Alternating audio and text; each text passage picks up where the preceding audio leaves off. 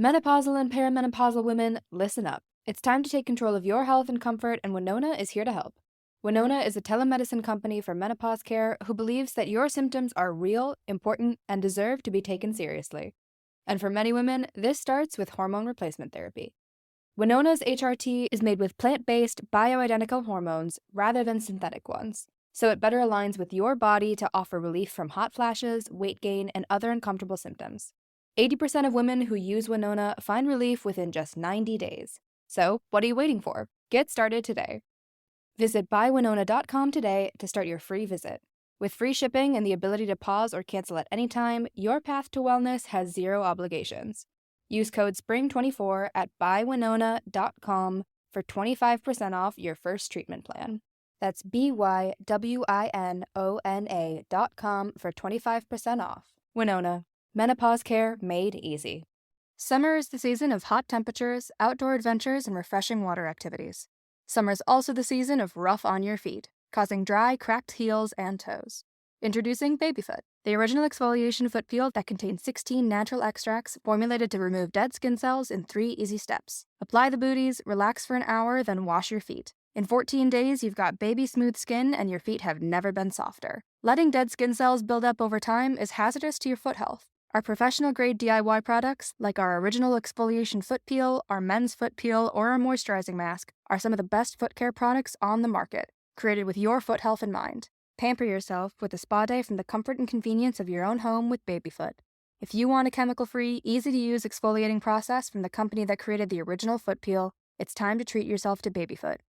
Go to babyfoot.com and use the code SUMMERFEET24 and get 20% off your first order with Babyfoot.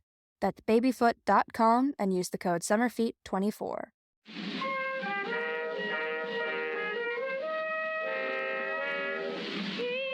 I had a little podcast. I made it out of my voice. Oh my God. Oh boy. What a way to start. Anyway, hello. Happy post-Hanukkah and welcome to Too Stupid to Live, a podcast that reviews romance novels $5 and under. I'm your host, Becky Feldman, and I am, oh my God, so excited about today's episode. Yes, we are reviewing a Hanukkah romance. And yes, I know that Hanukkah is over. And yes, I did not keep track of when Hanukkah was, but listen, I never do. And listen, again, if we're inaccurately comparing Hanukkah to Christmas, which this book and every other romance media does, can't you always be in the Hanukkah spirit, year round? I want to be one of those people who are like, yeah, I listen to Hanukkah songs all year round. I do. Just kidding. I'm lying. I don't even listen to Hanukkah songs at Hanukkah. But listen, my point is that today's episode is an, oh yeah, it was Hanukkah episode where we are reviewing the Hanukkah romance 8 Cozy Nights by Julia Wolfe, which is currently 99 cents. So there's a plot point in this book that involves a blizzard, and I'm not talking about the sex act. Just kidding. I don't even think blizzards are a sex act, and if they are, I don't want to know what it is. Or you know what? Maybe I do.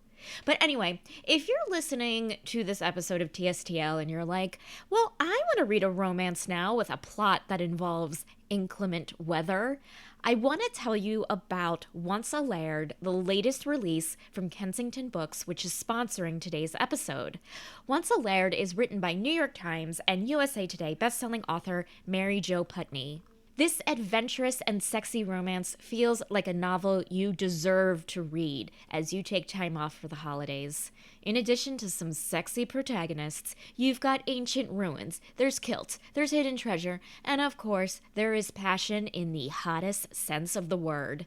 You can find more information on Once a Laird at tstlpodcast.com. So my guest today is my good friend Jennie Pierson. She is an actress and comedian. She's one of my favorite people. She's so funny, she's so talented, and honestly, I love talking to her. So this episode, I promise, is going to be a mitzvah for your ears.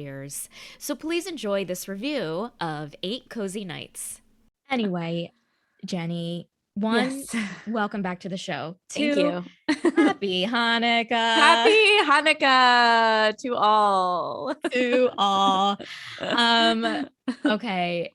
So we were just talking about you were watching it's Lifetime Hanukkah movies, I was or watching a Hallmark Hanukkah Okay. movie. It's like, I think it's the new one. It's the 2021 because there's Mhm. only like a handful of Mhm. Hanukkah ones. And I've seen a couple.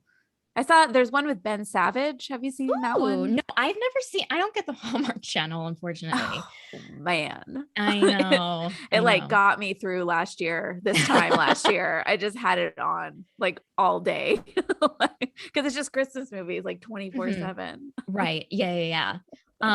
So like, how are are like the Hanukkah is the same as It's Christmas? exactly the same. Right. It's like it Yeah. follows the same format, the same like whatever that is, the 9-act structure. Like this, it's like the same, but just we're plugging in like Hanukkah details instead of Christmas. But it's Right. funny because like I guess I mean maybe this is just how I grew up. Maybe there are some people who feel this way, but I've never felt that Hanukkah is like magical, like in the same way that Christmas is sold as magical. Yeah. And this, like, reading this book, because this book is basically the same thing. Like, it's like Christmas Yeah. find and replace. Yes. And I was like, I never thought of Hanukkah as magical either. And then I got into this like cycle of like, what's the most magical romantic Jewish holiday? And I couldn't think of anything. I mean, I just don't unfortunately equate Judaism with like romance, like magic or romance. And yes, I mean, that's unfortunate. That's unfortunate. I've just seen too many old men chewing with their mouths open. Old Jewish men just cream cheese all over their face. Like I can't. It doesn't work the same. And this isn't against someone who finds that romantic. If you're Absolutely Jewish not. and love it, like all the best. Great. But all power to you. Yeah, like I feel like all Jewish holidays, like it's grandmas and grandpas and like, yeah, getting annoyed with your siblings and stuff. I mean, I guess I blame that on just marketing. Sure. Yeah. Because yeah. I mean, Christmas is religious for people too, which I'm sure doesn't have necessarily like a magical connotation, but we've added it with like marketing and snow and pretty lights and stuff like that. And maybe we just don't have that for Hanukkah. So it's really just like religious. Yeah. Which to me does not translate to like romantic. No. Like I don't like think of like like if I think of a synagogue, I'm not thinking of like romance.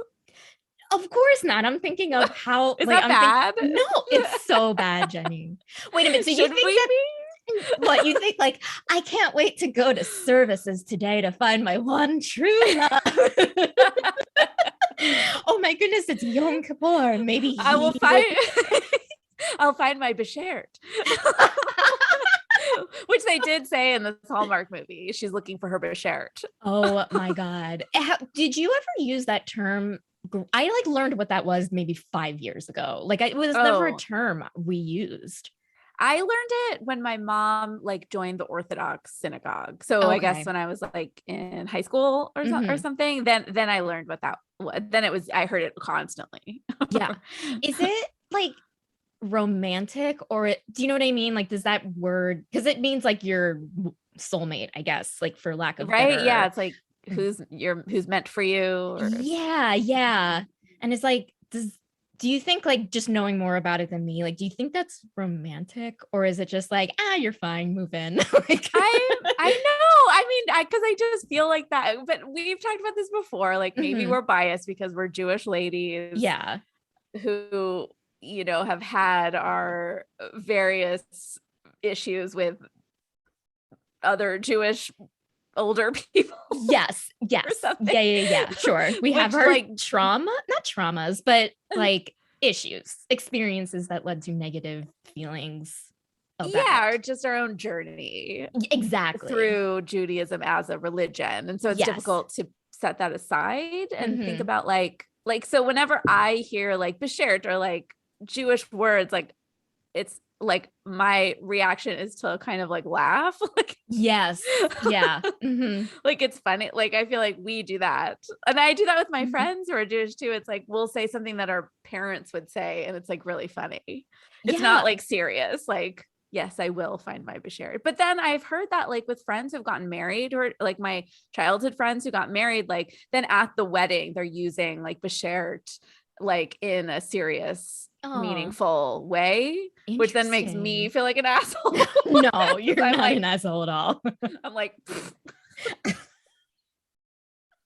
instead of funny Jewish word. It is so Jewy. You know, it's funny you mentioned like making your friends laugh, because like I like when I stand up and sit down, I always go like, oh, yes.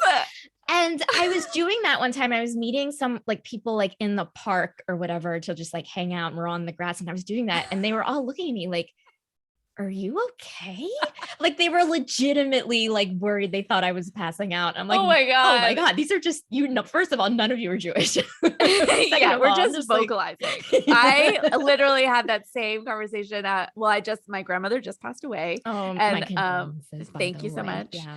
But you know, I'm sitting around with like my cousins and some family and stuff, and like one of my cousins like brought that up, was like, the older I get, the harder I like sigh and make noise when I sit down or stand up. And they were like, I bet Jenny could like had to demonstrate like what they were calling like the Margolis sigh, like the like, it's just this like, vocalizing. Exactly. I don't know. We all do. I don't know why we do it. I mean, yeah. And it's like, we all do it. We all do it. And then when it's like, you're with someone who has never heard you do it before, like, I couldn't believe how worried.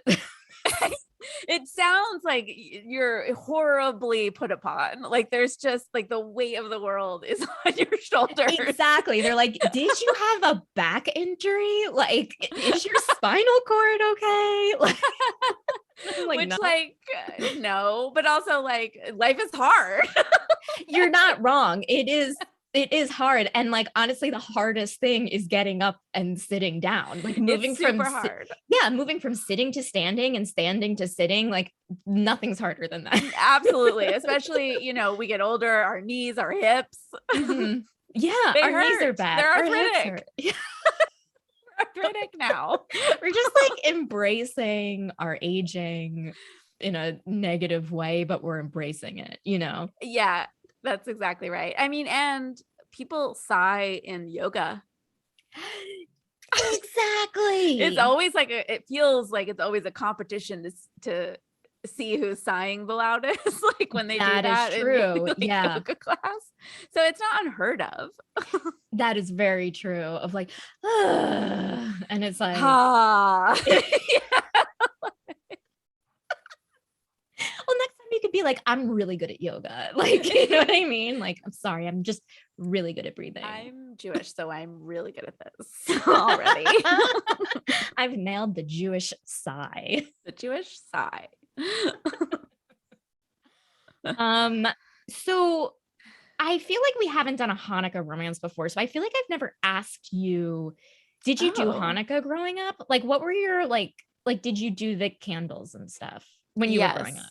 Yeah, we did. We did 8 nights, like little, you know, like socks and chapstick and I would always get like a lip smackers. Ooh. Remember those? Oh, I was the different flavors.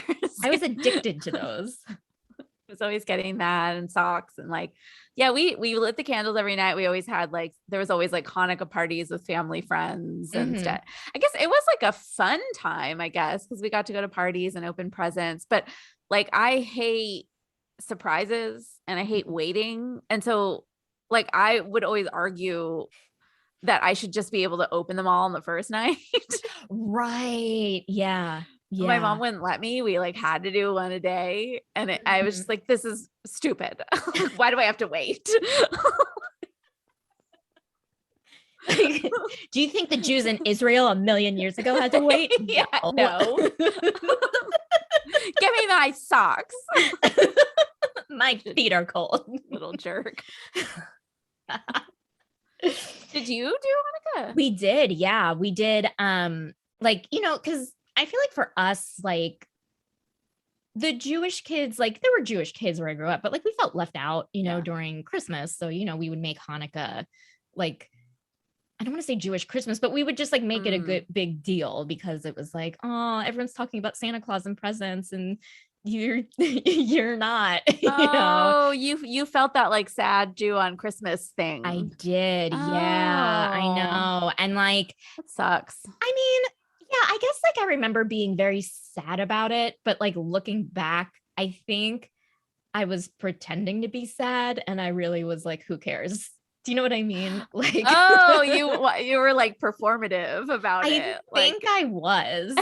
Yeah. Of like, what makes you think that or realize that? Because I remember my friends believed in Santa Claus and I pretended to believe in Santa Claus. Oh my God. Because even I didn't though you knew. Yeah, I knew. And I was like, yeah, I'm sure Santa Claus, like, gives presents to all the good Christian kids. Sure. But like in my back of my mind, I'm like, I know this is fake. And like, what am I going to like? Would you like, it was like a very adult thing of like, what am I going to say? Like Santa Claus isn't real. Going to ruin these kids' dreams? No. I mean, that's so like, like older or that's so like wise of you. It was my wisest moment. To be like, I'm not going to ruin these kids' lives by telling them Santa's not real. Yeah. I mean, were you ever in a position like that, like growing up, like where I mean, this is like, you have to like dig back to old memories. I know. I think when I was very young, I believe I accidentally like said something to a kid. Like about like, oh, but that's not real or something. Like I didn't know that he didn't know. Right. Yeah. Like I did it on accident. And then he was like, what? And I was like, oh, I think I hadn't really, because I went to like a private Jewish elementary school. So okay. Like I don't think that I was like that aware of, oh, wait, kids think this is right. Because I didn't get to public school until 6th grade, until middle school. So everyone, like everyone by then. But so if I came across it, I don't think I knew that people didn't know. Oh my gosh. Well, that you just saved yourself a lot of awkward silences from like November to January. You're just like zipping your lips. Yeah, I'm just like, Becky, do not say anything. I like that. Maybe were you like adding to the fire and being like, oh yeah, oh no, I know Santa's real. I've seen him. Oh yeah. Like one time I woke up and I looked out and I was like, oh my God, reindeer. Or like one time I saw his feet go down our chimney, but then he was like, whoop, wrong one. And then oh my God, you were part of the big lie. I was part of the big lie. That's what I do. I just like, honestly, I follow along and it's bad. But I mean, it's the way to fit in when you're a kid. It's difficult. Like you want to fit in and it is hard. Did you have many Jewish friends like that were also celebrating Hanukkah and stuff? I did. Yeah. I would say that like there was a large percentage of Jews where I grew up, Jewish people where I grew up. And I want to say that percentage is like 20%, which is a large percentage, maybe a little more. So it was like, it wasn't like I didn't have like Jewish friends, like, but like it was predominantly Christian. Like I think everywhere is like, I don't think there's any place like, and that's also like something I thought about in the book. I don't think there's any place where people would just say Happy Hanukkah, like the way people say Merry Christmas in movies. Yeah, totally. My brother used to get like snippy about it when people would say Merry Christmas. He would be like, I'm Jewish, so it's Hanukkah. Would you just say thank you or like would you I didn't give a shit. I would feel guilty. I'd be like, oh, they wasted a Merry Christmas on me. I feel my God, bad. Becky. I don't know. Like I just had I had 2 sips of red wine and already I'm letting out. I just have many emotions that really don't matter. Well, I mean, but it really was like an emotional time for you then. Like you felt it was like only amplifying maybe feelings of being left out or loneliness or whatever those like those like preteen teen feelings are. Totally. Yeah. Cause I think like when you're as a kid, like even in like kindergarten, preschool, like the worst thing that you could be is an outsider. You know what I mean? Like you see the circle of friends playing and you're on the outside. Like that's like the worst thing. So to like, I guess maybe Hanukkah was like, maybe like kind of like was a symbolic of like that, you know, of like totally. And it's kind of like already not as good. It's like the decorations are shittier. The stuff is like a little low rent. Like nobody really respects it. Like they respect Christmas. There's no commercials for you. Like, maybe you get one song at the school assembly and like no one cares about it. Like totally. I think because it just hasn't been romanticized like Christmas has and you know, marketed. I think I was a little, you know, like kind of bitter kid and I was already like, fuck the man. Or something. And so I was always like, Christmas is stupid, so is Hanukkah. Like it's bullshit. It's Hallmark holiday. You're right. And that's how I feel now. But I think I was covering over my own feelings by doing that, you know. It's a good defense mechanism. Of course, like we're just doing what we have to do to survive. Like we're in survival mode. And the wintertime the most. It's cold. We're trying to stay warm. It gets dark so early. I know. There's just like so many just outside forces putting us into survival zone. Yeah. And all these kids get to talk about Christmas and you get it off of school. I was always like, why don't we get Hanukkah off of school then? This is stupid. Yeah. Oh my God. You're so right. Well, I think that's a good segue into me introducing this book because she does take time off for Hanukkah, which I thought was great. Okay, so the book Jenny and I are reviewing are 8 Cozy Nights by Julia Wolf, which is currently 99 cents. Okay, I'm going to read a lengthy synopsis or a quick one. It's fine. Overwhelmed with school and a big move to Baltimore, the smart, curvy Larissa decides she's going to do what no Jewish person in America has ever done: take all 8 days of Hanukkah off to rest, read, and relax. But her heart springs to life after she meets her hunkalicious neighbor, Yo. And Yo's inner shamush lights his libido on fire when he sets his eyes on Larissa. The dreidel, made out of passion, spins rapidly between the two. But once Hanukkah is over, will that dreidel of passion land on a relationship, or will it land on none? That's a good synopsis. Well written. Thank you so much. Did you write that? I did. I wrote it like 5 minutes ago, or like not 5 minutes ago, Becky, but I was. That's so good. Thank you. I wrote it while my niece was napping, and so I just had to get it done before she woke up. Oh my God, it's really good. I mean, that sums it up. Like that is the book, and I love the pun at the end. Thank you so much. Thank you. It's hard to come up with like Jewish puns, but I feel good about this. I mean, this one feels like it was right there. Like you just it appeared before you. It did appear before me. Like the words much like the holiday menorah lights. Yes, exactly. They appear. I mean, okay. This book. Okay. So okay. Okay, so how do we start talking about it? Okay, so I'm just gonna like dive right in. Okay. They're like, they have a meet cute at first where she like is mad and trips over his bicycle. That's like the first time they meet. And he's like, but then the second time they meet, which I think is like this is supposed to be like the real kind of cuteness of this book, is she has a menorah but no candles. He has candles, but no menorah. And they live next to each other and they're so good looking. What are they gonna do? And then do you know what I mean? Like, it's like that premise, and like it was perfectly set up. Yeah. We almost didn't need to have the first meet cute where she runs into the bike or something. It was kind of unclear what actually happened. I didn't totally understand. I also was confused for a while.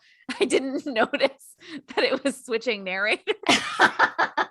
There were times where I thought, what the fuck? Mm-hmm. What's going on? Mm-hmm. Why is she calling her own ass curvy? That's weird. But yeah, it was like hard to like, because it's like I was like trying to think like, okay, my apartment is next to this apartment and the bike is there. Like, in what way would I trip over it? Do you know what I mean? Know. Like how did she not see it? Was she running? She was just like running with her eyes closed. Yeah, she's just like directly to the door. Yeah, like just like you don't see it, like you don't move it, you don't like noodle around it, or not noodle, but you know what I mean. Just like if there is no space. Or just move it. Exactly. Yeah, and like leave a note. Although maybe I do get it, because she does kind of seem like one of those people who is like totally in her head all the time, and kind of hates isn't noticing other people because she hates them and thinks they're stupid. Mm-hmm. I get that. It's just like one tunnel vision kind of like, and is angry when her routine or something gets messed with. Totally. Do you think you're like that? Or because I'm like that for sure. Oh, okay. So you related. It's kind of like, I guess like I was thinking like I had an old neighbor who lived upstairs who used to like exercise first thing in the morning, and I would hear her stomping. Oh, God. And I was like, she is just doing that to piss me off. But then I was like, we don't know each other. You know what I mean? Right. And if I lived on that floor, I'd be doing the same thing. So yes, too. She like doesn't know how to reel it in. I feel like, you know what I mean? Like, I'm like, okay. Yeah. Like I'm assuming didn't like march up and bang on the door and be like, be quiet. But this character seems like she would. She would. Yeah. She would leave. Like, she's the one who leaves like the sticky notes with the station, with like the cute stationery, being like in beautiful cursive writing. Hey, new neighbor here, blah, blah, blah. Yeah. Please be respectful. Oh, that's you? No, God, no. That's not me. That's someone else. Oh, no. I don't have stationery or good handwriting. Could just print it. Type it, print it. Yeah, I could. Yeah, I've done that before. I printed notes and left it on doors. Oh my God! Asking to please be quiet. I am so in awe of you. Like that's so. Oh my God! I've definitely done it. That's amazing. So like I didn't leave my name. It was anonymous. I mean, I'm not crazy. Right. I'm still a scaredy cat. Mm-hmm. But the fact that like, what if they're like, oh my gosh, what if everyone recognizes it's my paper, and like no, it just looked like a serial killer, just like white printer paper and like big bold block letters. I have so much respect for that. You shouldn't. One time I said I had a baby I was trying to get to sleep. I don't have children. That's such a good idea, though. It's such a good idea.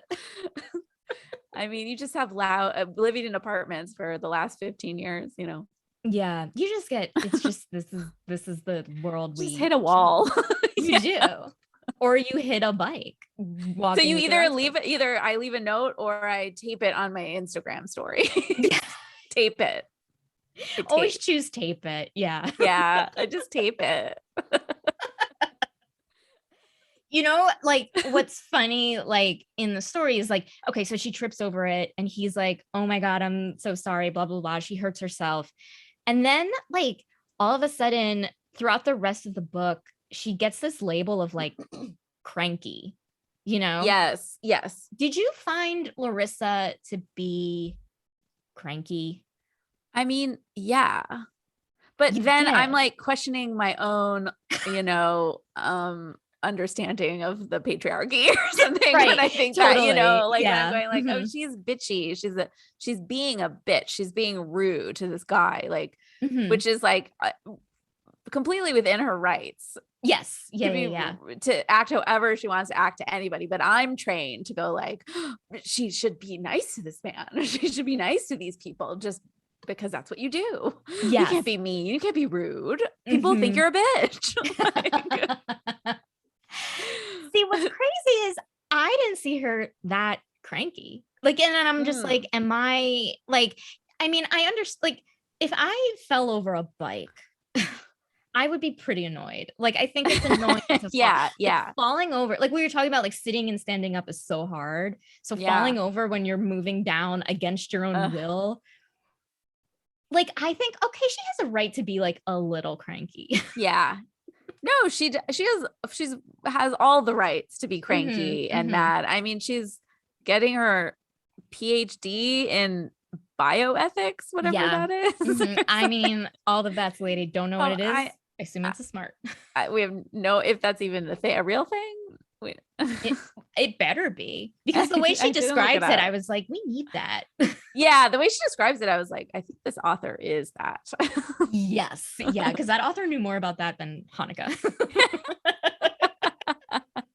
Yes.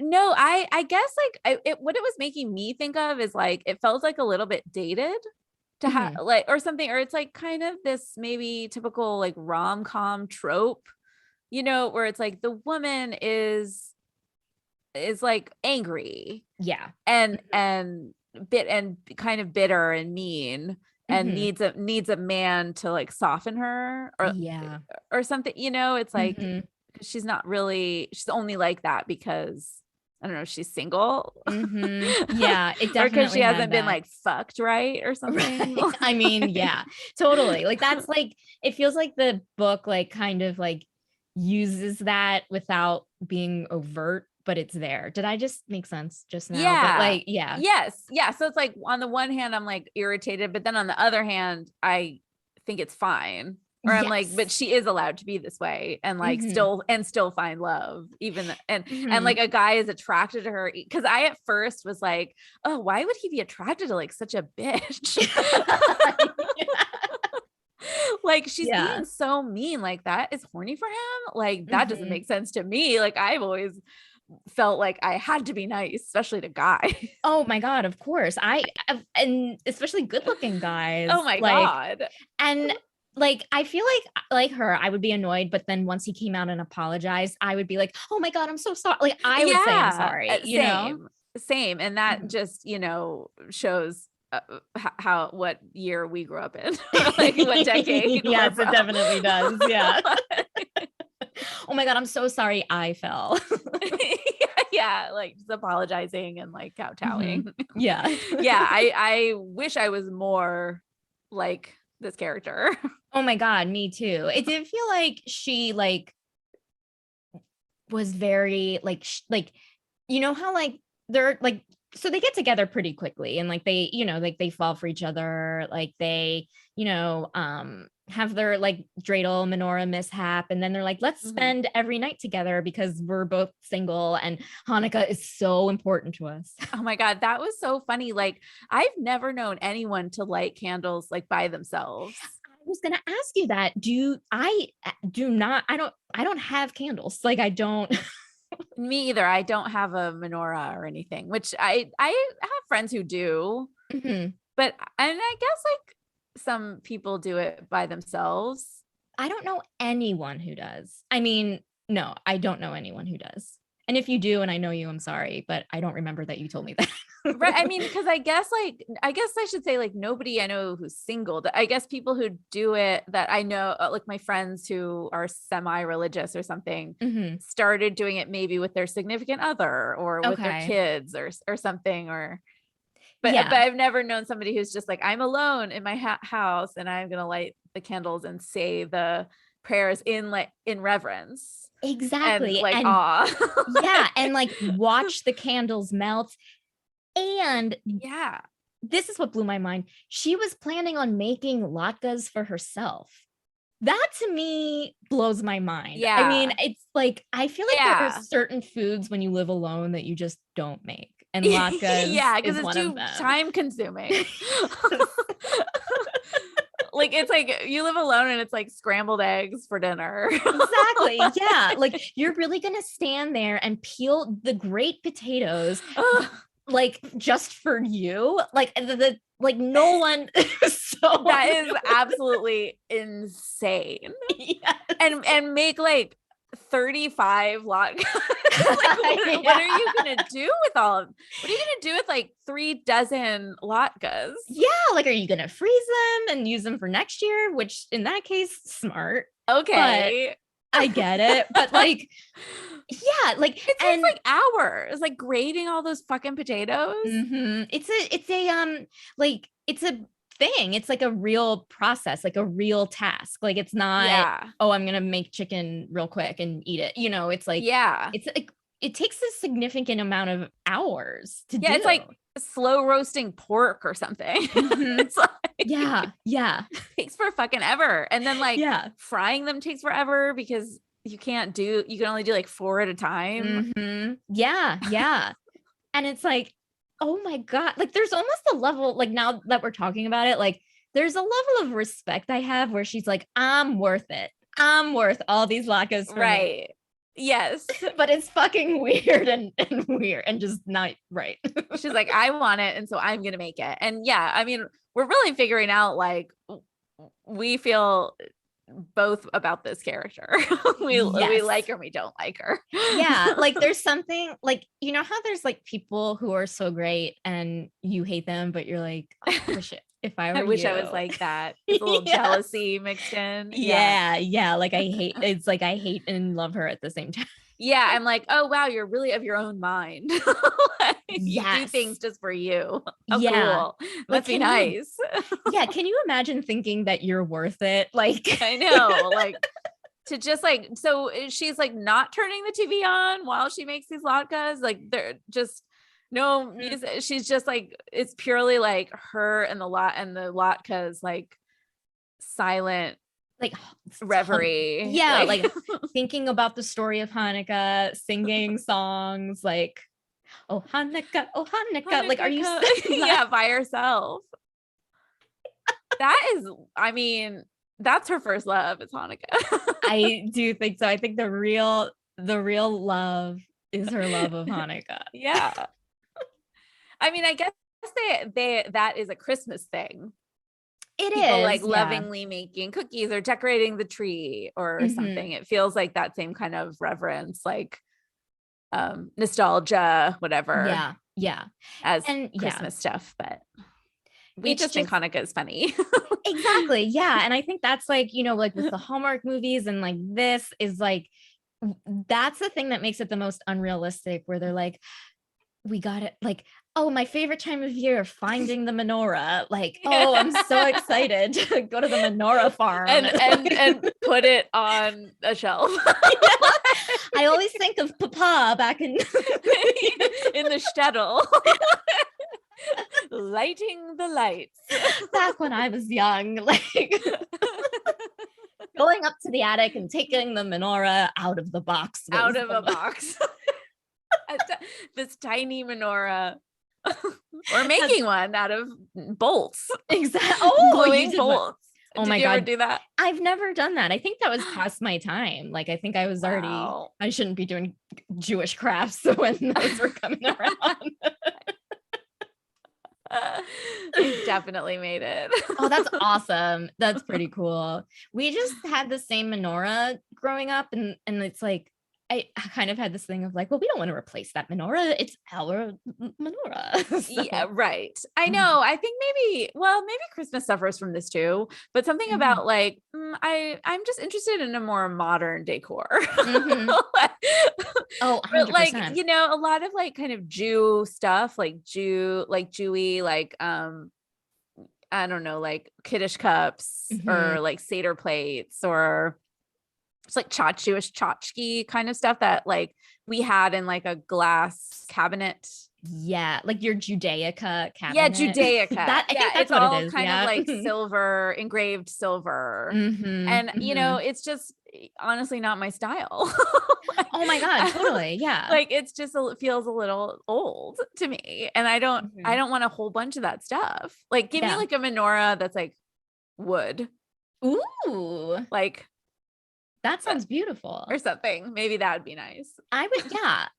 It's so funny you say that Flat because piece of wood. yeah, it's like or just like, you know how like hipsters like kind of deconstruct food? Like if there's like a deconstruction of them, I don't know what that would be. Oh my God, yes. It would be like one candle in 8 areas of the house.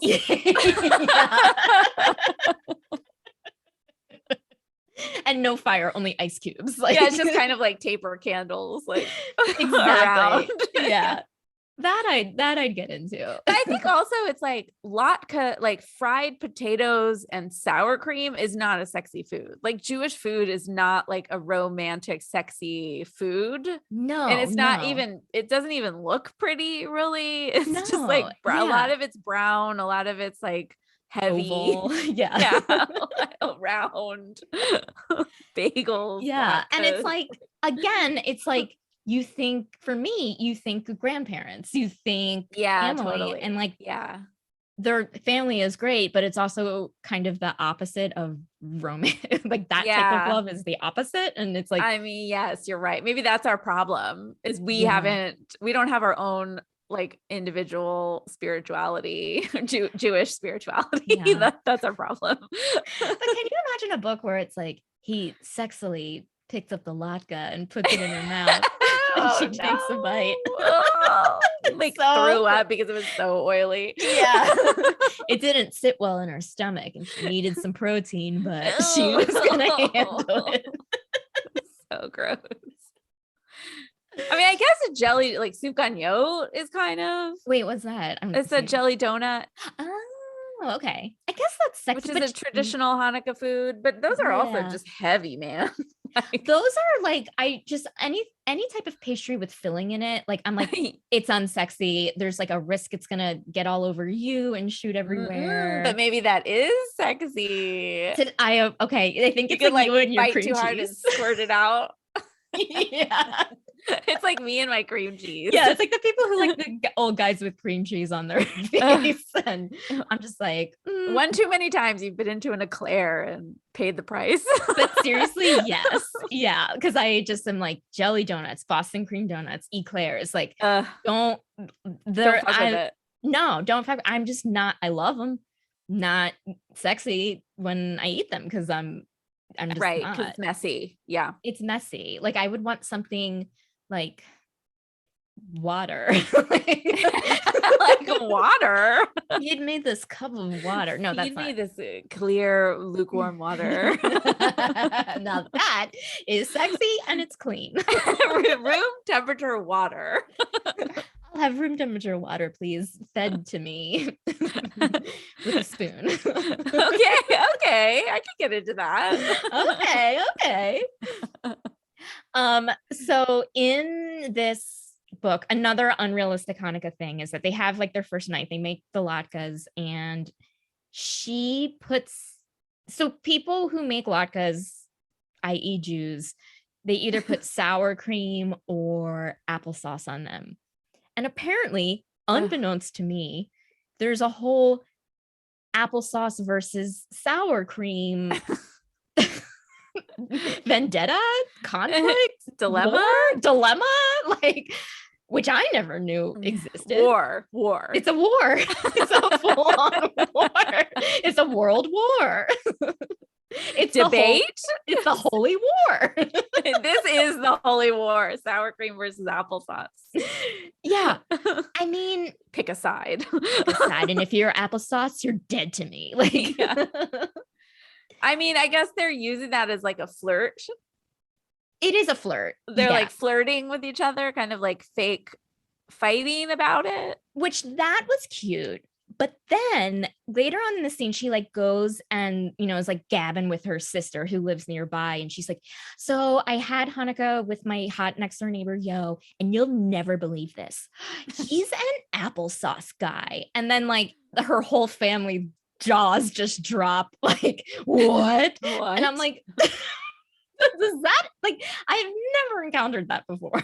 I saw that tweet, sour cream guy, red flag, and then dang, red flag. I had no idea that was a thing. I think that's like a tweet meme right now. It's like something, and then a bunch of red the red flag. Yeah, she definitely tweeted she was treating it like it was legitimately like on her no list. Exactly. Yeah. Or like we all like Jewish people walk around living their lives being like, there's two types of Jews, applesauce and sour cream, like as if like that's like a universal inside joke about like Jewish people, which I never encountered. Oh, I have encountered that. You have? I have. I was familiar with this. I was quite familiar. Oh my God. Well, tell me everything. Like there is a sour cream applesauce debate. But again, the people who I've known that tend to argue about that in a flirty or funny way are, my parents' age. Right. Yes. Yeah. So I guess, to me, that feels like an old flirt. Yes. Yeah. Which is still fine. Happy to see, my mom and, her friends kind of jokingly debate about it. Very cute, very adorable. Sure. Yeah. But again, they are also religious people. Right. Yeah. And like, these are sexy 20-something-year-olds. Yeah. How old are they supposed to be? I assumed I think one point she's 29 and he can't be older than 32, I think. Like he seemed I guess that's older than I thought. They could have been young too. But you're right, like PhD. Yeah. That's what I assumed. And like I assumed that he was probably in her same age range. So like maybe he's 29 too or 30. Yeah, I think that makes sense. Yeah, that makes sense. Based on like my upbringing, these two, just given like their Hanukkah traditions and stuff and like their family, they felt really pious to me. Like they felt like they're like, oh, we don't really do that much Jewish stuff. And then like, I'm sorry, I'm cutting to the epilogue, I don't care, but they're like, oh, Yom Kippur is the worst, right? And it's like like they seem a lot more Jewish.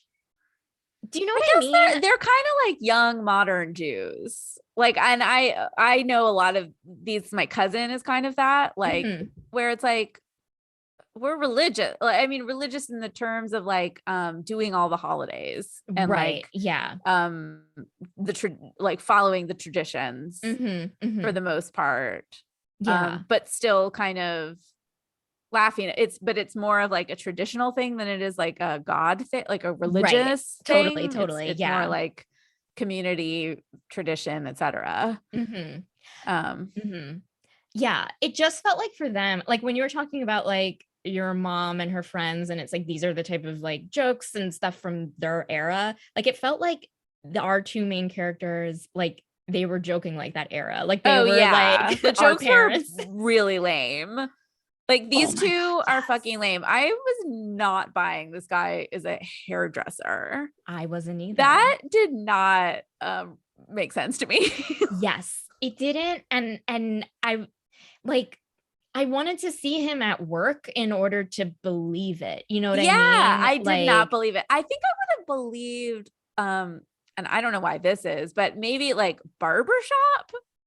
That's what I thought. Like, I was like, oh, it's probably a barbershop, but then it's like, I guess it's a salon. I don't know. But he talked about like cutting women's hair like all the time. Yeah, that's right.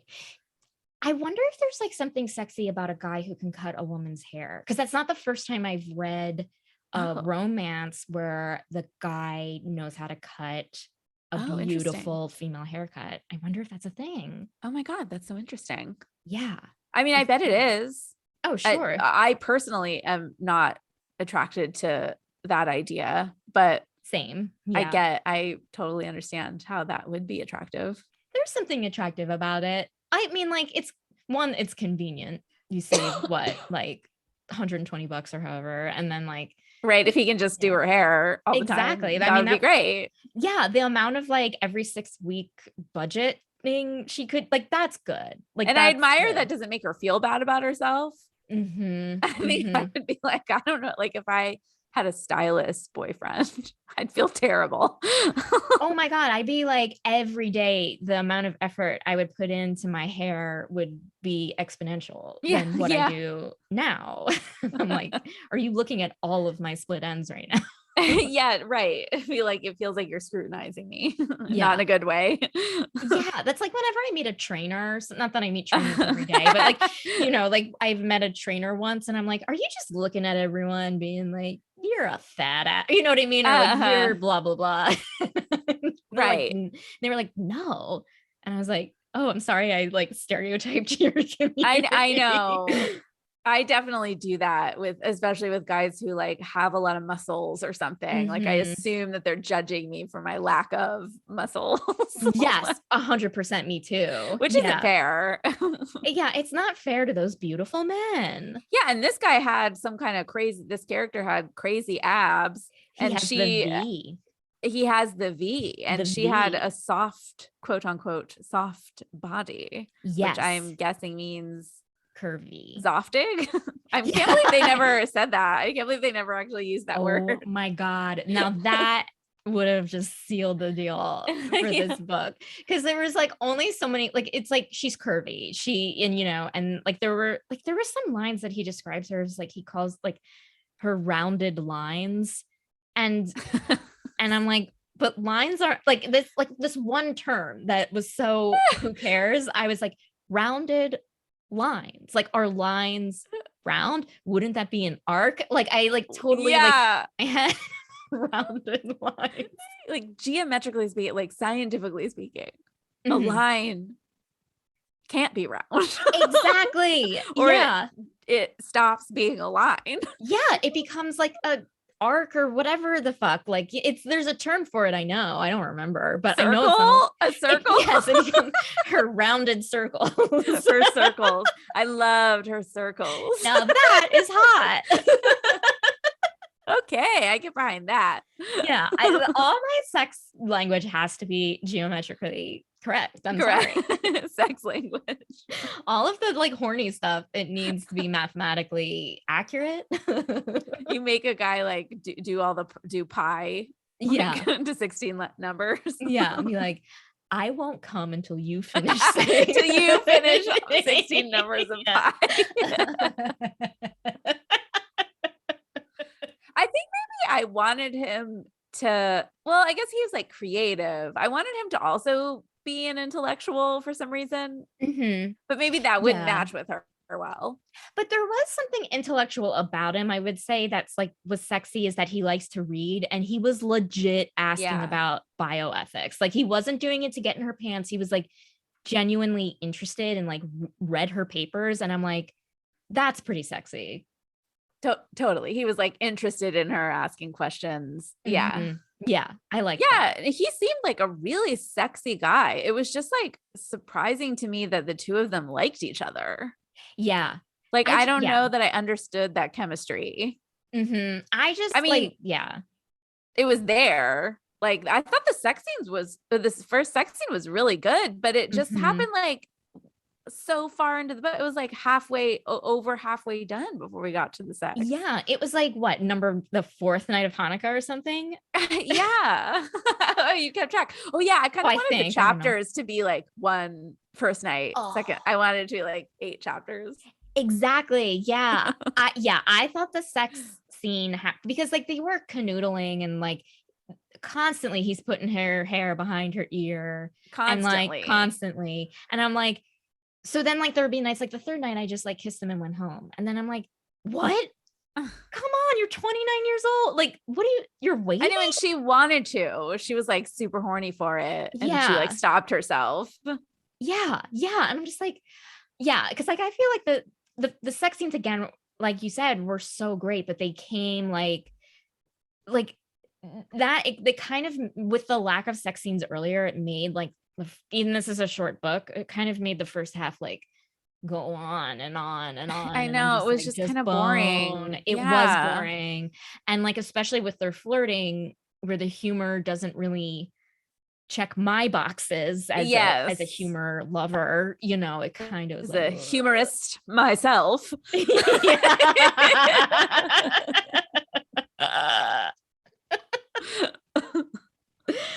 Yeah, like even the stuff with her family when they were like, oh, like, just like the jokes at the family dinner. And I was like, so cheesy. it was so cheesy. And it felt like, okay, I was like, I know that there's like someone out there who will find this conversation funny. Like, I know there's someone who's like, oh, yeah, that's just like my family. But I think for me as a humorist, it was cringy a little bit. It was like a lot of sarcasm. I don't know if I could call it like funny, but it was like they are very sarcastic with each other. Yeah, it was like families, right? Yeah, like it's like, yeah, right. Yeah. I wondered if like that was the author's way of trying to make the characters feel younger. Right.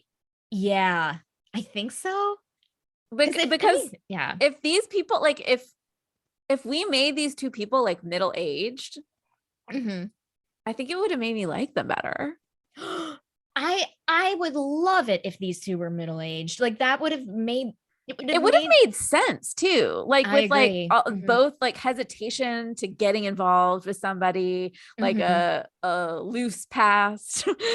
Like, they both had some kind of like crazy dating past, or a lot of hookups or whatever, and were overboard and over it. Which also makes sense for like being your late 20s, early 30s, I guess, but well, like, not for me. Well, no, like because now I think like sometimes I feel like in Hallmark movies or like in these books, like I feel like the characters who are in their late 20s, like in reality, that type are people like in their late 30s, 40s now, just because like everyone's maybe in LA or maybe it's everywhere, but like, we mature much later than these characters do. That's true. Yeah. That is true. Yeah.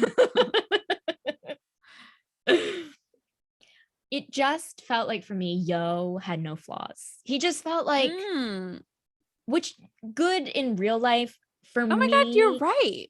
There was nothing, he had nothing, like she had shit going on, like her school and time and her life. And he just was like, rode 8 miles on my bike today, like there was nothing. Yeah, that's true. Like she had all of this like stubbornness and whatever bitchiness or something, and he just was cool, and maybe that was his only flaws, like kind of like distance, like he but then he's this like consummate flirt. Like it seemed like he probably flirts with everyone just to do it, just because he wants the attention.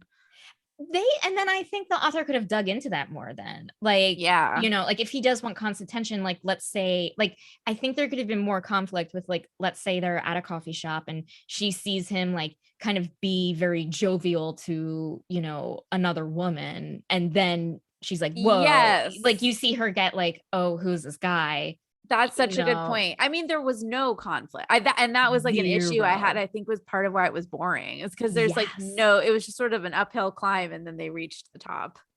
That's exactly it. Yeah. Like there was something like I get her of like, can I maintain a relationship after my Hanukkah vacation, as you said, as we take, of like school's going to start again. And it's like that I get, like you like that, like that's a conflict. But for him, he's just like, I read a book today, like it was just like, no, like, he's like, what? I mean, I guess he's overworked. It meant they mentioned that he works a lot and he doesn't have time. He's taking other shifts. He's filling in for his brother, cousin, or something like that. Yeah.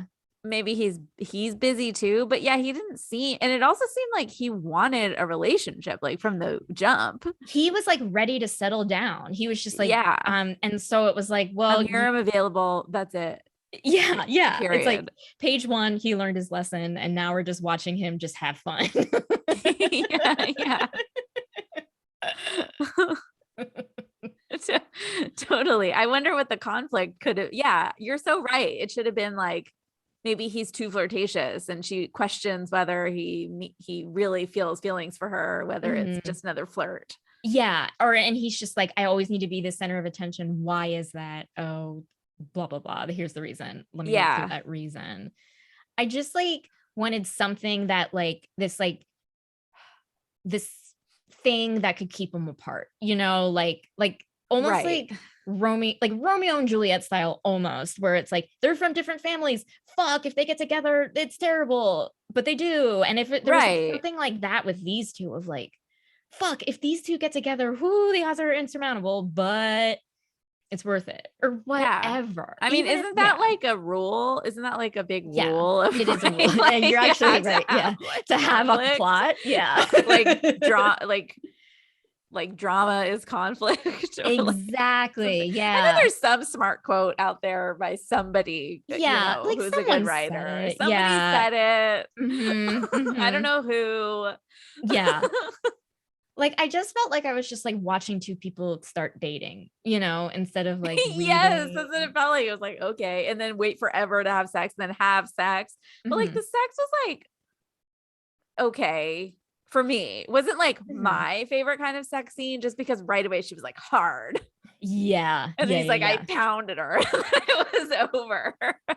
There was something quick about it. Like, what would be your ideal like sex scene in like the written form? I think I like, in the written form, I like, as in real life, like a lot of foreplay. Yeah, totally. Like, you know, even just reading, like, get me to the point where I'm ready to see, 100%. Yeah.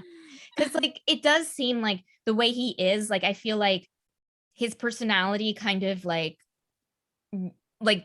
his other actions that weren't sexual, like, yeah, we could see he's an attentive lover, but then when it got to the sex, it was just like pound town. I never said that term before. Right away.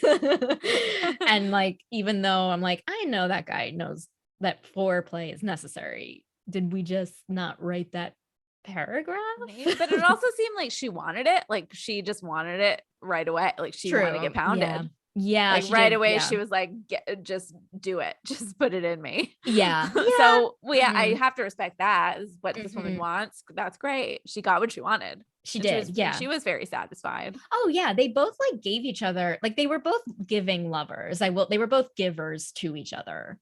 And that's true. I'm trying to think, like, I don't think I just now was like, it seems like this would be a guy who had like a really nice dick. Oh yeah. But I can't recall if they like talked about it. They don't. Or if she talks about it, or the book doesn't mention it. The book doesn't mention anything about like length, or like they mention like, oh, he's hard or whatever, like he entered her or whatever. But it wasn't like his you're right. Was the most beautiful. I needed more of that. I needed more dick description. I needed more talking about the dick.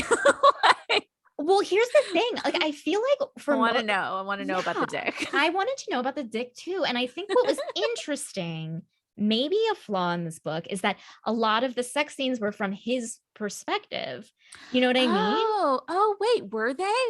They were like always that. In his chapter? Yeah. Or like, that's interesting. The lengthy ones, at least. Like maybe there was like a one or two but like, it was like the first sex scene when we're like, it's the first time they're together. Let's like breathe a little in this moment. It was from his perspective. And it was like, oh, that's interesting. Like, it's hot, I guess. But because of that, I think that's why there was no. That's an interesting choice. I wonder why they had it from his perspective and not hers. I don't know. When clearly, like, she was, the author like knew her better. You know, she was like a more well-written character.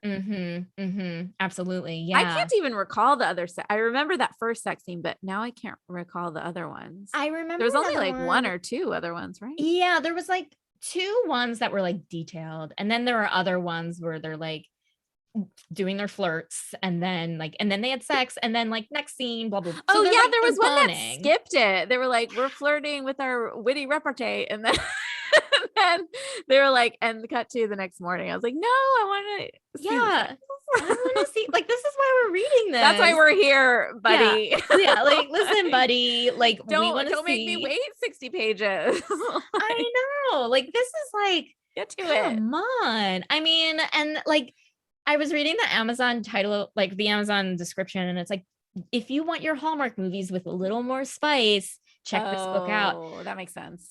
And a little, I want to say, should be emphasized, because I wanted more spice in my latkes. You enjoy your latkes with the spices. With curry spice. I want curry in my latke, as they say. It's controversial. Yeah. I want cinnamon on mine. Actually, that might be not bad. Like, I love the idea of like just exploring latke recipes. What Like, I love is a deconstructed latke. yeah. Which is just a raw potato. Just a potato on a plate and a bowl of sour cream next to it. Yeah. Go to town. Now that's artsy and that's horny. Now that is sexy. Now that's sexy. Just a potato uncooked on a plate with a tub of sour cream. Yeah. You've heard of oysters. Yeah. But have you heard of raw potatoes?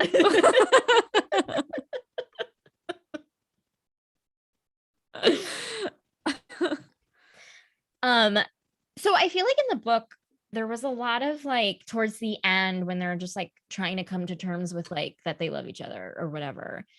There was a lot of like Hanukkah analogies that kind of stuck out where it was like she's like, I don't know, like I'm paraphrasing here, but like she's just like, I don't know, is this gonna last? And he's like, we're just like Judah Maccabee, baby. He kept fighting. Oh yeah, that's right. They made reference to like the Jews fight when their temple gets destroyed, to the idea of, can we do a second like it was just like, yeah, can we have a date after Hanukkah's over? Yeah. And it's like, it's just like Judah Maccabee, baby. Our people are getting slaughtered all around us, but they're going on a second date. They still date after Hanukkah. But despite their busy careers, they're still able to go out to dinner once in a while. Yeah, or just like, make time over the weekend for each other. Just like Judah Maccabee and those 8 dark nights. Yeah, exactly. And then like kind of like with like, I kind of got it when they were like, listen, like the oil lasted for 8 days. That's a miracle. Maybe we'll last forever, like the oil or whatever. Like that. Okay, sure, I that kind makes of understand. Sense. Yeah. But don't equate love with Judah Maccabee. Like, you know what I mean? What we need is like we need like a Santa figure. Yeah. We can't use like an ancient warrior. No. I remember one time when I went to college and our temple like kept in touch with all of us like for the next year. So like they would ask us to rejoin the temple after we moved away, which did not work, obviously. They sent us like around Hanukkah, they sent us like chocolates. You know how there's like chocolates, like chocolate Christmas trees or whatever. They sent us chocolate Maccabees.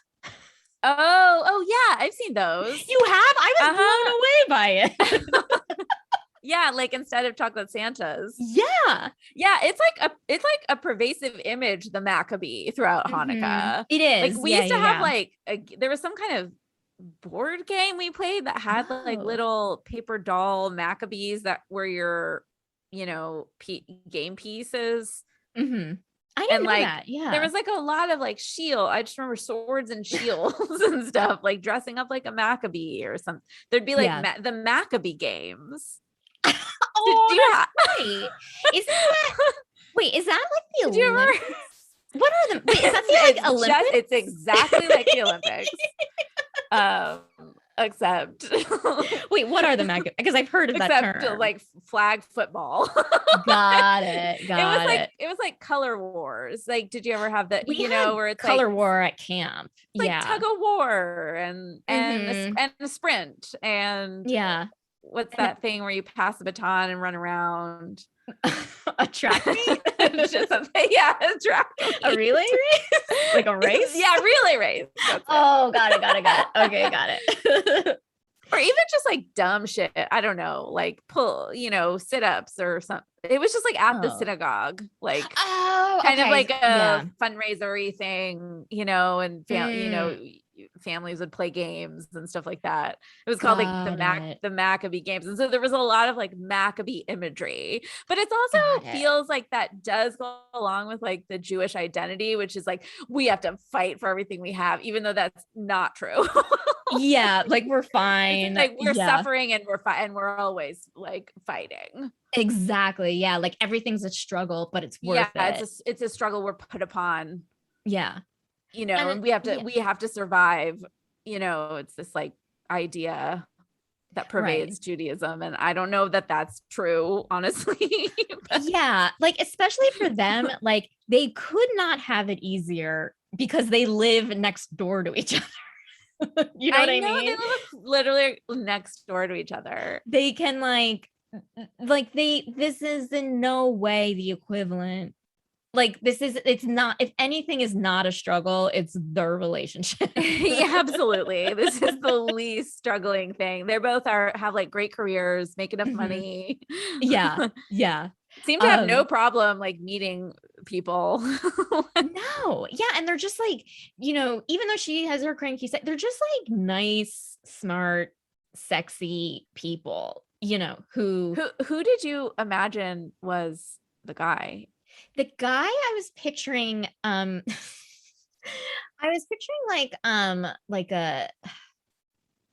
he was just like a random, like just the sexiest camp counselor at our camp growing up. And like, he kind of looked like one of the guys on The Real World Hawaii, I think. Like I was picturing him for some reason. What does he look like? He's just like brown hair and abs. Like, I mean, like there's really like nothing, like it was just, do you know, like, okay, you went to Jewish sleepaway camp and like there was always like a guy who was the sexiest, whether, right? Like I never went to Jewish sleepaway camp. Well, I guess I went to like youth group conventions. But we sang the songs, but we still sang the same songs. We sang the same songs. So at those youth group conventions where you would be away, like there would be like the popular Jewish guy, right? Who would like wear fish shirts and like talk about I know, because in my head it was hard to be like, who was I mean, I definitely had crushes on like Jewish guys, but I guess it was my friend Elliot. I think he was like a hottie when we were young. He was like I think you've met my friend. Yeah, I have. Yeah. But like we tease him because we're like, that was your heyday, buddy. Everyone was in love with you. He had like beautiful long lashes, you know, he had like a baby face, like curly light brown hair. He was tall, funny, witty. Did he play smart. guitar? Did he play guitar? He did not, but he was funny. Oh yeah, that's it. That's his thing. Charming. Okay, yeah. Because like it's always like the hot guy who like he plays guitar. Everyone listens to him when he talks. He's so smart. I don't think I knew a Jewish guy like that. He quotes Lewis Black. We're really dating ourselves. Yeah, like it's like that kind of stuff of like 90s Daily Show. Yeah. And like all of us are just taking off our panties are dropping. Is like idol.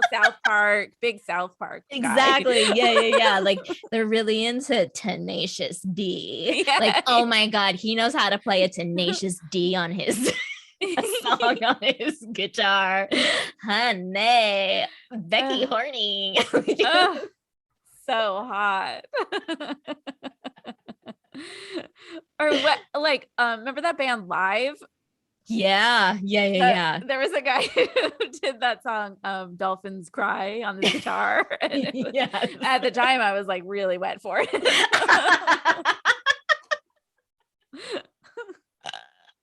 And is that who you were picturing as what's his face? Yo. No, I was kind of picturing like Adrian Grenier. That's a good taller version. He makes a good yo. Yeah, he would make a good yo, but like taller, maybe more muscly. Yeah. He was definitely like they definitely like emphasized his hard muscles in this book. Oh yeah. Like, oh yeah, the line. Are you horny for that kind of thing? Like a lot of muscles, like the line, like a heart, like a rock hard stomach. I mean, I not like, I want to say yes, but not like steroid style. Like, you know what I mean? Like where it's like so big. Right. Like I'm just like, you are sweating testosterone right now and I can't handle it. But I like a muscle. Sure. Yeah. I think that does it for me. What about you? No, not really. It never really did. Like, it almost feels like unapproachable. I agree with you. It is very unapproachable. Like, yeah. I don't know that is like hot for, like, I'm much more into like like a cute face, like a nice, a nice face, a good smile kind of. Yeah. And maybe some like nice, but I don't need like a rock hard body. I think that's like off-putting. It makes me kind of feel bad. Yeah. Like, it's almost like, it's like you can't be too rock hard or I will want to crawl under my bed and hide, you know, like, 'cause there's just like, it's like almost like, well, you remember Amanda Sitko's bachelorette party, but like it's like going to like a all male review and like everyone's screaming and you're like, I can't look. Like if it's like that. But Becky, you were looking. Okay, I was looking. You were not hiding and screaming. You were. That is true. I was jazzed, with the exception of Amanda's bachelorette party. Okay, but that's where we see the real us. Yeah, that was the real us. Yes, that was the real us coming out. But it is like that style of like, okay, like I'm never gonna date a guy who's like that, you know, like a Channing Tatum, you know what I mean? And it's like, I'm gonna objectify you left and right because I know normal people are. Yeah, I guess it doesn't like mean I'm attracted to that person if they have a hot body. Like, I much prefer a face. Yeah, that I'm into. Like, so just like a hard body like doesn't really mean anything to me, I guess. Like, it's just kind of like it just kind of is baseline, or it's sort of just nothing. There has to be something added onto it. Yeah, there has to be a face on top of there just has to be a face. I'm just into a face. I'm into like a face and a jawline or eyes or something. Oh yeah, so you like a jawline. And I'll take a chiseled face. That's sexy. Is sexy to me. Ooh, you like your chiseled. Yeah, like a statue. I like my man like I like my statues. Like a museum statue that no one's around so you can climb it.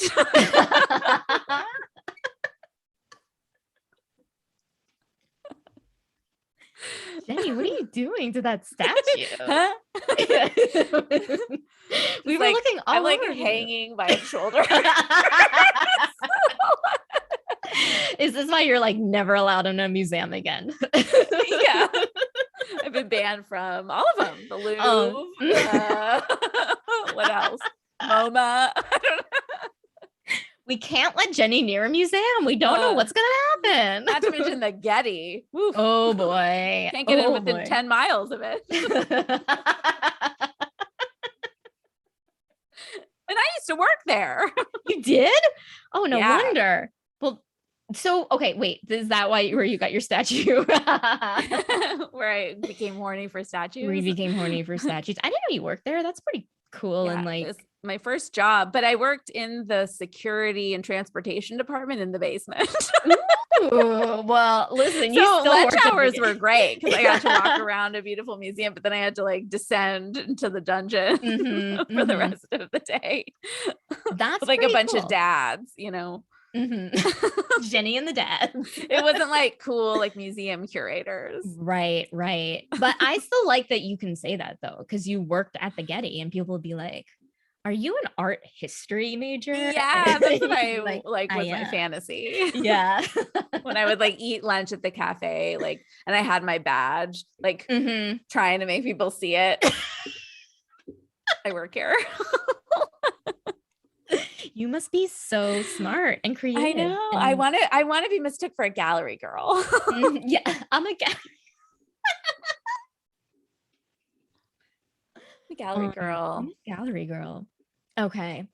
I'm gonna ask you for your final thoughts and like what you liked about the book. Like, what were some Oh yeah, I was things gonna that, say like, actually we were just talking about hard bodies, yeah. and oh, that's weird to me. But the thing that I did like about the book was the emphasis on hard versus soft, like how he really appreciated her softness and she appreciated his hardness, and that was like compatible with each other, and I liked that. Yeah, that was a good like juxtaposition of like who they like. She has a hard exterior emotionally, but she was a soft body, and he's like a softie emotionally, but he's a hard. Yeah. That was very clever on the author. I like that. Yeah.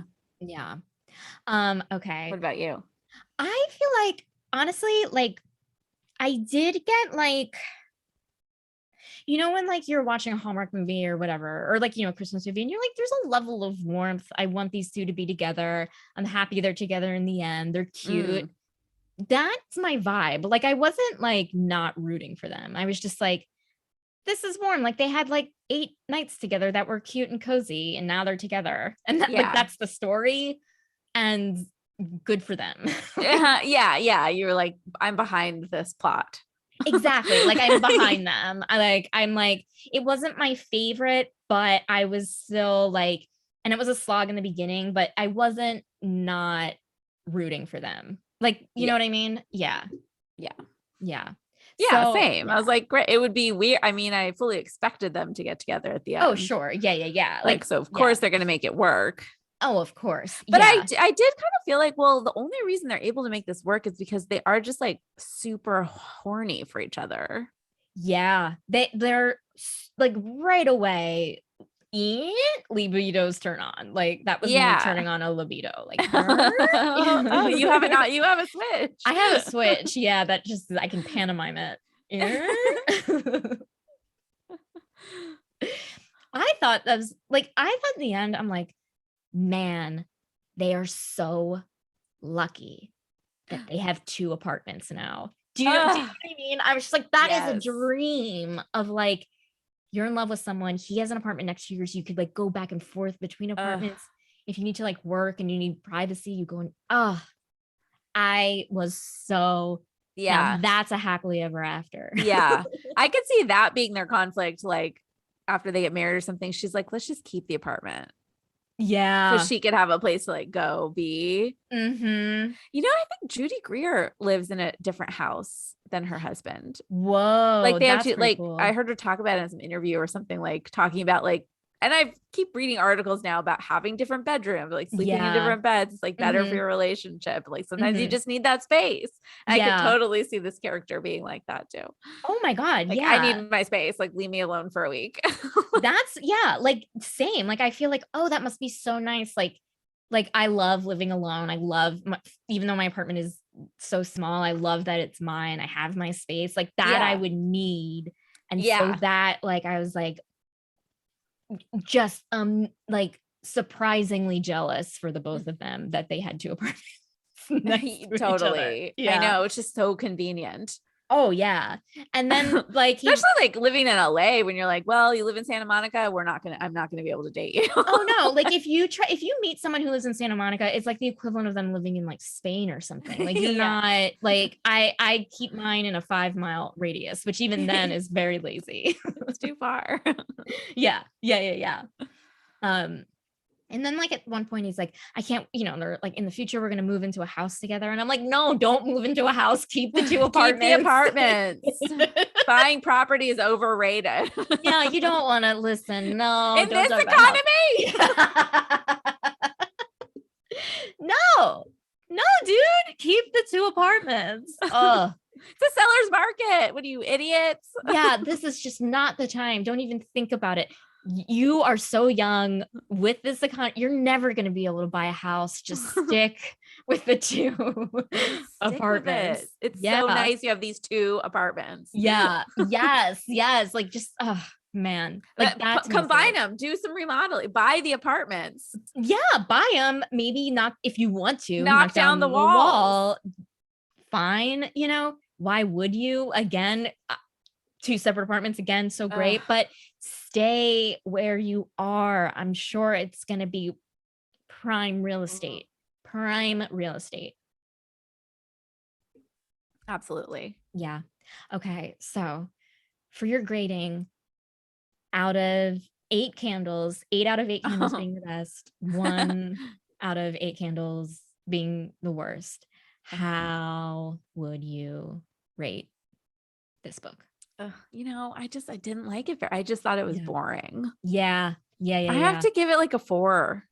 That's a pretty good grade. Like, I think I would probably give it like a 6 or something. Like, I just felt like there's no sex is too late. There's no conflict. Sex is too late. The scenes with like her we didn't mention all the swear. Look, I'm no prude, but these people swore like sailors. Did they really? I did not even notice any of the swearing. There was like a fuck this, fuck that, fucking fuck. I'm not like, when are you gonna get your fucking shit out of here? Like that kind of stuff. My God. I did not even know. It felt like so pervasive that I was like, this is like a choice. And I'm not, I was like, is this a choice to make everyone seem cooler?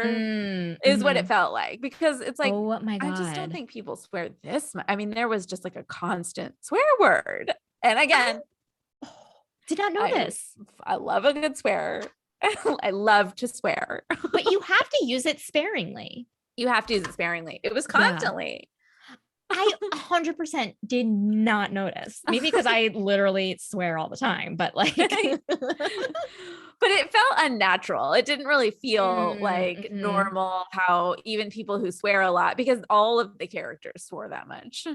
Yeah. Like, I feel like, well, I guess like, to your point, like I felt like all of the dialogue felt unnatural. So maybe I kind of, my brain put that in there of like, no one talks like this. This isn't funny. Like there was one point, like what stood out to me was when like she was watching her, sister and her, brother-in-law like kiss. And then there was the line of, I mean, can you ever like, and I was like, no. So maybe that's like put in there. And just with all of that is like the swearing. Yeah, I think maybe. So I'm so sorry I made you read such a dirty book with dirty words. How dare you? More sex, less swearing. Swearing during the sex, fine. Oh yeah, fine. Do whatever you want. Say whatever you want during the sex. But my goodness, what potty mouths these? What uncouth language these? Like, are you gonna fucking move these fucking boxes? Like, yeah. It's like, what are these people? Yeah.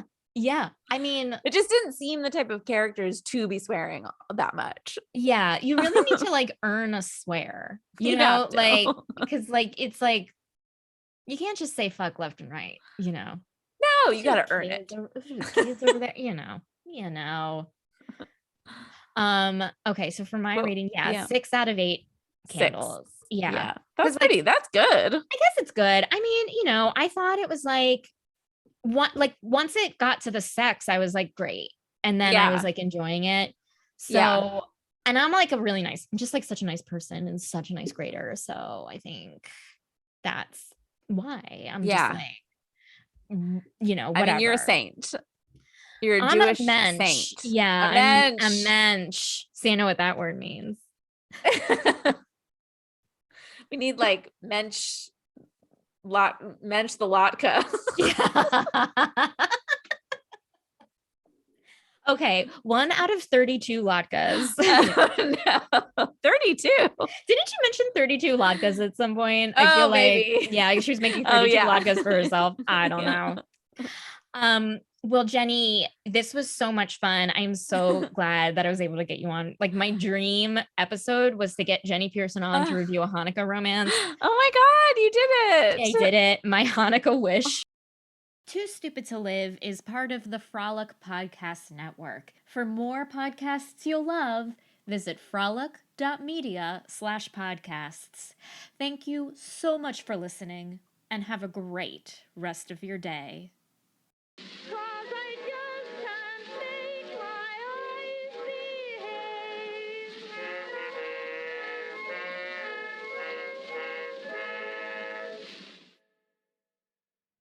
Have you heard about the 2018 study that showed half of prenatal vitamins tested had unacceptable levels of heavy metals? No? Well, now you have.